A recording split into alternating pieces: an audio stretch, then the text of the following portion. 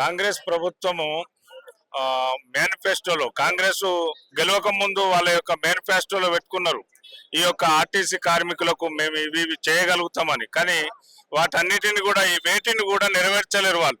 వాళ్ళు ఏంటంటే గెలిచే వరకే మీకు అది చేస్తాం ఇది చేస్తాం అన్నారు. గెలిచిన తర్వాత వాళ్ళు ఏదైతే మాకు హామీలు ఇచ్చారో ఆర్టీసీ కార్మికులకు ఏవి కూడా ఏ ఒక్కటి కూడా నెరవేర్చలేదు. 42 రోజులు అయింది సమ్మె నోటీస్ ఇచ్చేసి. సో 42 రోజుల నుంచి ఏం స్పందించకుండా రేపు సమ్మెకు పోతున్నాం అని చెప్తే ఈ రోజు గవర్నమెంట్ పిలవడం జరిగింది. దీన్ని ఎట్లా చూడొచ్చు? ఇదంతా అబద్ధం.